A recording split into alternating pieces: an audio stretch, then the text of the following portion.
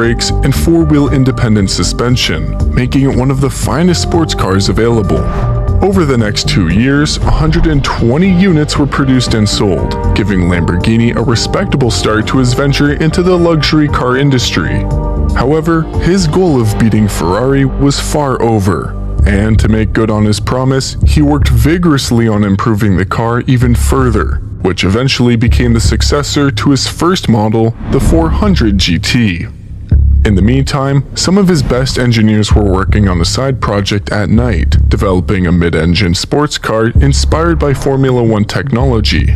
This would be a radical departure from the traditional Grand Touring cars of the day, since its unique performance and appearance of the car would be something not seen before in any other sports car in history. The turning point here, though, was that the project was kept from Ferruccio since he was against the idea of building race cars. Several years back, he had entered the 1948 Mille Miglia road race, one of the most popular and difficult races in his country, but ended up crashing against a wall on the side of a restaurant. This experience traumatized Ferruccio and left a mark in his life that would avert him from entering the racing world again. But Lamborghini's team were so confident their design would disrupt the sports cars market that they continued to work on it in secret. Luckily for them, after Ferruccio found out about their prototype, he ultimately forged ahead with their plan. Now, while Ferruccio remained a bit skeptical about it, he reflected that at least the unique and extravagant design of the car was an opportunity for him to bring more attention to his brand. Never could he have guessed that this car would become the one that would ultimately put his company on the spotlight, the Lamborghini Miura. When the Miura was released in 1966, it became the fastest production automobile up until that moment, and its innovative design quickly earned its place as the world's first supercar. It wasn't just faster and more advanced than any road car of its time. It became a cultural icon and a fan favorite among celebrities. Plus, its rear mid-engine layout soon became the standard for all high-performance cars during the next decades. This meant Ferruccio didn't just make good on his promise to surpass Ferrari, he exceeded in spectacular fashion. On top of that, Ferruccio also made sure his clients were well treated and satisfied, and unlike Ferrari and other luxury automakers, whenever a Lamborghini broke down, the company would send a mechanic at its own expense, even by plane if necessary, and a letter of apology. This exquisite attention to quality and service gave Lamborghini even more publicity and helped establish the company as one of the best in the luxury car market. Over the following years, the company continued to introduce some of the most celebrated models of those times, such as the Espada, the Islero, the Jarama, and the Urraco. The legendary Countach, for example, became the most written about car in history. Everything seemed to be going well for Ferruccio, and his name had become synonymous with innovation, luxury, and performance. However, he was about to face the greatest challenge in his life, one that would put at risk everything he had built up to that point.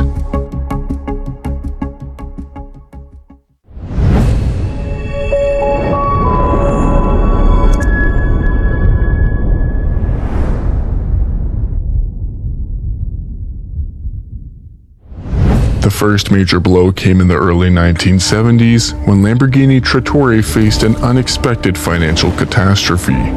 The Bolivian government had placed a massive order for 5,000 tractors, a deal that would have significantly boosted Ferruccio's company to new heights. But before the order was completed, Bolivia plunged into political turmoil and the contract was abruptly cancelled. When the news reached Ferruccio at his estate, he was petrified. He had taken out a huge sum of loans to ramp up production, expecting a financial windfall. But now, he was left deeply in debt with a warehouse full of tractors he couldn't sell. And just to add on, Automobile Lamborghini was also going through their own challenges.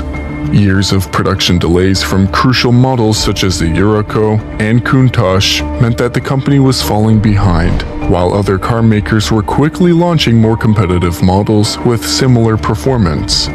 With the mounting pressure of two struggling companies, Ferruccio saw no better option but to sell a 51% stake of Automobile Lamborghini in 1972 in order to repay some of his debts and try to keep his businesses afloat. But still, it wasn't enough to recover. As the situation continued to spiral, he was forced to sell his entire tractor business the following year to a rival company named Same, who had the reserves necessary to save the company from collapse. While Ferruccio felt devastated for letting his tractor business go, more unfortunate things were coming to him that were completely out of his control. The oil crisis of 1970 caused the global economy to spiral into recession, leaving the automobile industry into immense chaos. Now, gas-guzzling supercars like Lamborghini became the last thing anyone wanted to buy. The likes of Ferrari, Porsche, and Maserati all suffered as well, but Lamborghini, a young company without deep financial reserves, was among the hardest hit. Ferruccio fought to keep the company afloat by slashing costs, streamlining his production, and even experimented with fuel-efficient designs to adapt to the new market. But still, it wasn't enough. Nobody wanted to buy luxury vehicles in the middle of an economic downturn. Tired of wrestling against financial problems, Ferruccio decided to retire early and sold the remaining 49% of his Automobile Lamborghini shares in 1974. He had already proven to Ferrari of what he was capable of and could finally lay back knowing he had produced some of the greatest cars in history, even better than those of Ferraris. So, he handed over his heating and air conditioning company to his son Tonino and moved to a small town in Italy where he spent his later years out of the public eye, going back to his farming roots. And yet, even in his retirement, Ferruccio saw time to build a successful high-quality wine business entirely from scratch, proving just once more how strong his entrepreneurial spirit was. He passed away in 1993 after suffering from a heart attack, leaving the control of his wine business to his family. Meanwhile, the new owners of Automobile Lamborghini failed to navigate the company through the oil crisis and financial instabilities in the business, and by 1978, the company was forced into liquidation. 3 years later, the Italian government sold the company to two billionaire French brothers for a discounted price of $3 million. Under their leadership, the French brothers brought some resurgence to the Lamborghini brand and invested heavily in producing new models such as the Yalpa and the company's first SUV, the LM002. Nevertheless, they ran out of money and due to the poor sales and complicated manufacturing process, they decided to flip the company to Chrysler Corporation in 1987 for a sum of $25 million. With greater funds and resources to work with, Chrysler released one of the most famous and reliable cars Lamborghini was able to produce, the Lamborghini Diablo. The Diablo became a commercial success in the world of supercars and drew the attention of millions of people around the world. It was much more reliable than the famous Countach and became the first supercar in the world to surpass the 200-mile-per-hour mark, turning it into one of the most iconic cars in history. Unfortunately, the early 1990s recession sent shockwaves through the entire automotive industry, and the Chrysler Corporation, drowning in financial troubles, had to cut its losses and sell Lamborghini in 1994. This time to an Indonesian investment group for $40 million. However, this Indonesian conglomerate largely lacked experience in the automobile industry, and after Asia was hit by their own financial crisis in 1997, Lamborghini was once again put up for sale. This time, it would be Audi, a subsidiary of Volkswagen Group, that would purchase Lamborghini for a sum of $110 million in 1998. Unlike previous owners, Audi recognized Lamborghini's potential and understood the need to pay greater attention to processing and quality for their cars. With that vision in mind, they modernized their manufacturing system and infused German precision engineering into Lamborghini's Italian craftsmanship. In 2001, the company released its first model under their parent Volkswagen Group, the Murcielago, which instantly earned its place as one of the best-looking supercars of the 21st century. Thanks to its high performance and exotic design, the Murcielago became a cultural phenomenon, selling thousands of units across the world and winning a strong foothold in the United States.